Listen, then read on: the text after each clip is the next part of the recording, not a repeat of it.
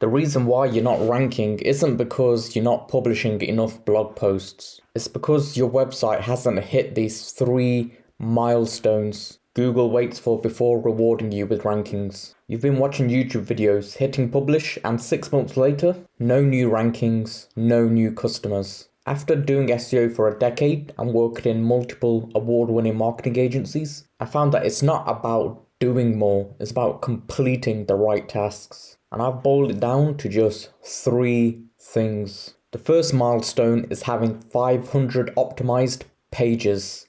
90% of them are going to be commercial. So you're going to have a minimum of 450 commercial intent pages. And the way to think of these pages is as fatty meat versus lean meat. And I'm willing to bet the house that your website, it's fatty. You might be thinking it's lean over here, but it's not. You're probably bloating the hell out of Google. They don't like it. Google's not looking for more content. They're looking for unique insights. So I'll be giving you an e-commerce, local, SaaS, and blogging example. So let's say your e-commerce, you're selling this particular protein powder. Well, we've already got 4 new ideas here, 4 new categories you can create based on the flavor, weight, benefit, and the brand. So you could create a new category based on unflavored protein powders, 1 kg protein powders, organic protein powders, the brand. So this brand is Impact Protein Powders.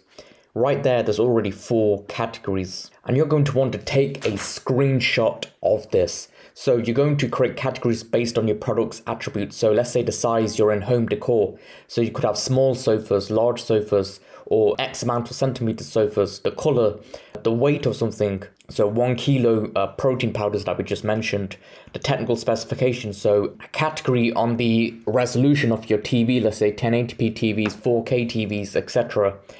And there's just so much you can do here. And I want you to take a screenshot and you can just start brainstorming stuff. You can even do things by country of origin. So I'll give you another example based on clothing. So let's just say you're selling jumpers. Well, it could be the gender, the size, the brand, the style / color. So men's jumpers, small jumpers, C-line clothes, black and white jumpers. And you'll just create a category based on each attribute. Another thing you can do is create categories based on the season, events, the occasion. So for example, a Christmas category, maybe you've got Christmas jumpers, not exactly dedicated to Christmas jumpers, but let's just say they're red. Well, you can spin it towards Christmas jumpers. You've got events and occasions. So for example, Halloween, Boxing Day, Mother's Day, etc. So taking that same jumper example, but now switching it towards the season as well as occasion. So men's summer jumpers, birthday clothes for him. So that's an occasion right there. So there's so many things you can do here. And I want you to go ahead and take a screenshot of this and then brainstorm. So let's take a look at a local example. This is the template you're going to follow. So let's just say you're a care home agency or you're a commercial cleaning company. Whatever local business you are, you're going to follow this template. So for example, local business niche plus city. So commercial cleaning company, Manchester. A service your business offers plus the city, office cleaning, Manchester. So we had the commercial, which was the broad industry. Then we've got a specific service. So you could do the cardinal direction, commercial cleaning company, South Manchester, office cleaning, South Manchester. You could do an area in the city. So you could have a sub-service, end of tenancy cleaning, Manchester. And you're basically just going to exhaust this template right here. Next up is a SaaS example. So let's just say you're this company here, vidIQ, and they basically sell a YouTube software helping people market their YouTube videos. So what you would do is create a page based on every feature your product has. So they have a script writer, they have a title generator, they have a keyword research tool, they have an idea tool, they have a thumbnail maker. So the potential keywords could be YouTube script writer, YouTube title generator, YouTube idea generator, YouTube thumbnail generator. And once you've created a page based on each feature, you're going to create a page based on the feature plus the ICP. So for example, thumbnail generator for gamers, thumbnail generator for vloggers, YouTube idea generator for cooking channels. You can put this in a spreadsheet, exhaust it, and then start creating those pages. The next is your blog. So let's just say you've exhausted the above you can use a blog to supplement for it. So you're basically going to go for best X for Y blogs. So for example, let's just say you're a computer graphics card company. You can do something like best graphics card for, and then Google gives a bunch of suggestions. So let's just say best graphics card for Fortnite. We've got the AI overviews here, but they'll still be getting clicks to the first result because it doesn't show enough information here. People want to see the results, and they can see the results looking at this image here. It shows different statistics and data, and that's what people would want from a search term like this. And I clicked on that result, and as you can see, it's a blog post. So you would just exhaust this list here. So the next commercial page is going to be your home page. Make sure it's optimized for your industry. And I'll give an example for each type of website here. So let's just say e-commerce. Let's just say your MyoMaster. They're this company right here, and they sell ice baths, they sell massage guns, they sell like really niche products as well, like this leg compressor thing here. So what kind of keywords would they go for right here, just based on their homepage? Well, here are some ideas. Could be recovery equipment for athletes, muscle recovery tools, gym mobility equipment, performance tools for athletes, etc. And in order to optimize the homepage, you would basically work these keywords into the meta title, the subheadings, and the copy. So for example, the meta title is this right here, you can see on the tab. So literally this blue title over here is the meta title. Really important to have that SERP space filled because it sends a really strong signal to Google. Do not waste it. And then the subheadings, particularly the H1 tag, that's the strongest. And these guys, they're missing the H1 tag, and you can highlight the subheadings and you can see which subheadings are which. So it says H2 here, H2 here. They need a H1 at the very top. And if you want this extension, you can just download the Easy SEO extension. It's my own extension that I created a few years ago. And then you would add those words into the normal text here. So let's just say around here, into the copy. And their rankings, I can pretty much, well, technically there's no guarantee in SEO, but I'd be willing to bet the house that they would immediately jump in rankings just with these simple changes and get a few more sales just by making this simple change. The next type of page you're going to create and optimize are the eat page and the crawl pages. So this is going to be your about page. So make sure you've got an in-depth about page. Your awards page, if you've won any awards, hiring page, because if you're a real business, you'll be hiring people. A contact page, if there's no clear contact page, guess what? That's a red flag because, well, it should be easy to contact any business. An FAQ page as well as a HTML sitemap. And a HTML sitemap is basically something like this. It's basically just a standard page on your website, but it just links to different pages on your site, and it helps Google crawl the site better and alleviates any crawl depth. And you can just get a plugin for this. It's pretty simple. And then you're going to concentrate on your blog. So the previous blog strategy was for commercial keywords. This is something different. So let's just say your Screwfix over here, they sell DIY equipment and products. So they would create something like ultimate guide to DIY home care, everything you need to know about timber repair. So you're basically creating a guide on the industry or a subsection. So you could have a guide based on each type of category you have or each type of product you sell. And I want you to pay attention to this. Entities plus keywords plus information gain equals you basically getting Google to nut. Google absolutely loves this, and I'll break each one of them down. So keywords versus entities. So keywords are basically strings. They're literally what they sound like. So ice baths would be a keyword. Okay, and then entities could be lots of different things. So it could be a person, a location, an organization, a concept, etc. It just provides overall context to a page. Let's just say you're trying to rank for something around Apple. So if you have fruit on your page, calories, etc., it means you're going for this particular item right here, this fruit here. But if you have the iPhone or Steve Jobs in there, you're going for the company. So it helps add more context.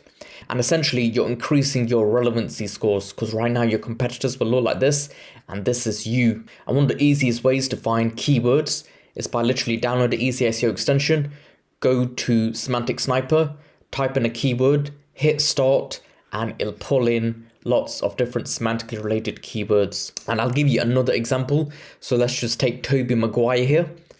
Well, if you Google him, what comes up? Spider-Man, movies, TV shows. And if we do the reverse and Google Spider-Man, guess who appears? Tobey Maguire. So you need these entities and keywords on your page to provide more context. And if you're not sure how to get these entities, I created a free tool that you can use. All you're going to do is use this Wikipedia scraper and literally type in a Wikipedia page URL and then your target keyword. So let's just stick with this MyoMaster example here. So let's just go to Wikipedia, and we're going to type in ice bath. We're going to copy the URL, paste it in here, and then type in wherever your target keyword is, ice bath for athletes. And then you're going to click run app, and it'll basically give you different entities. I'm not going to click run app just because I've demonstrated this tool so many times on the channel here. And if you're interested in finding this tool, you just need to Google success tools and you'll be able to find it. Now, information gain, this is really important. Hardly anyone actually does this. So pay attention. Information gain in SEO refers to the concept of adding new valuable insights, keyword there, insights, to your content that competitors have not covered, effectively filling gaps in the search results. So you're basically going out there and finding new information that's not already out there. Because here's the thing, Google, it's not looking for more content. They've already got AI, they can write lots of content, they can produce images. So what? They're looking for new insights, new things that you can add, new data, new statistics, new perspectives. What's something new that your page has? If it's not new, why should Google even bother reorganizing the search results for you? What are you adding to them? And here's a pattern you can pause and take a look at. And this pattern is basically about information gain right here. So how do you actually find new insights?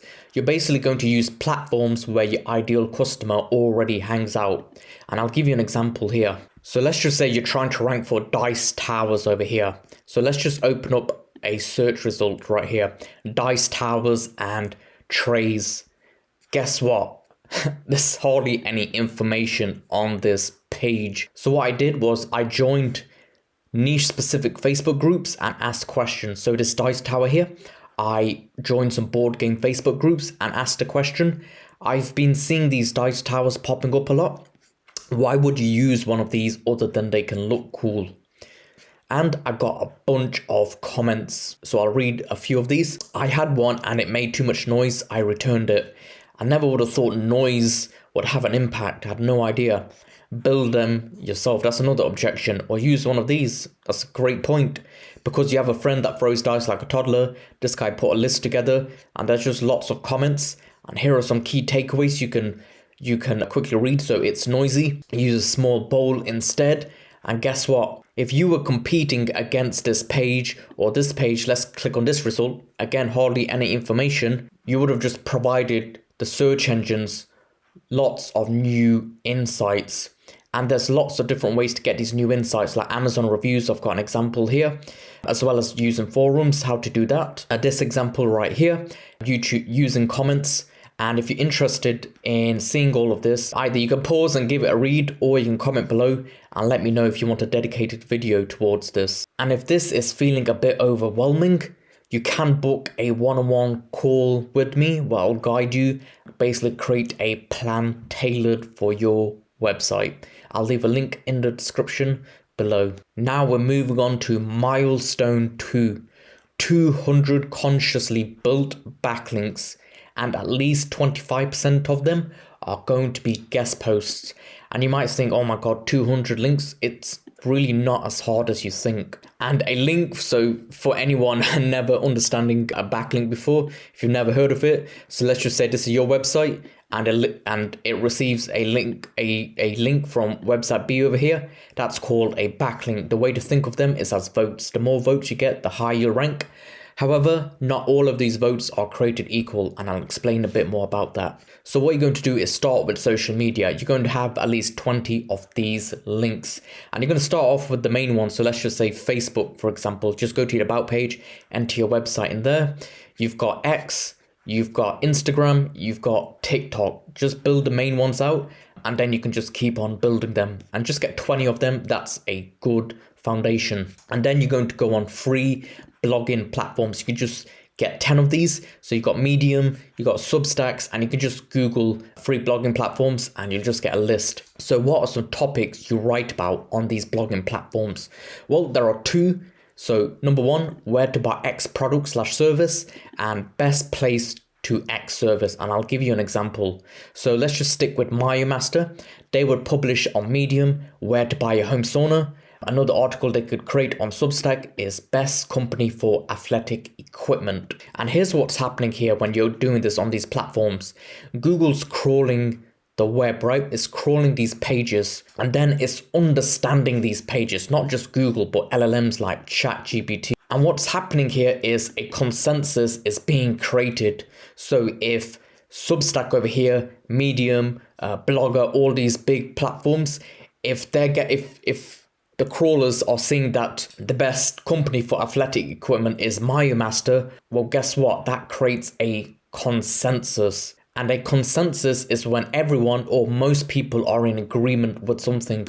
So let's just say you got 5 of your friends here and they agree that Lord of the Rings is the best movie trilogy of all time. That's the consensus among your group. And let's just say you got 3 people who over here and they agree that Rush Hour is the best movie trilogy of all time. So what's the difference between the two right here?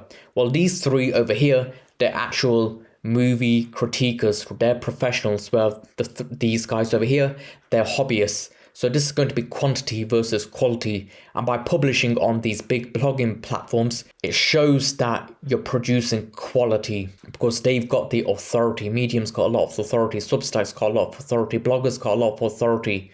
So that's why it's important to publish on those platforms. Next up is local directories. And if you don't have a physical location, that's fine. You can still post on Yellow Pages, Hot Frog, etc. So here's what you're going to do if you don't have a physical location. You're literally just going to type in a city and then just click on a random building here. So I just typed on this one, 1927 Chatbourne Road. It gives you the address right here, but I did not get the postcode. So I'm just going to click on another one over here. Nope, not this one. And I'm just going to randomly click on some buildings. So we got one right here, 24 Chandos Rose, Chorlton, Cum Hardy, right? Manchester, and then it gives the postcode. So boom, really easy. And the problem with these is creating these is it's a pain in the arse. It's just long-winded.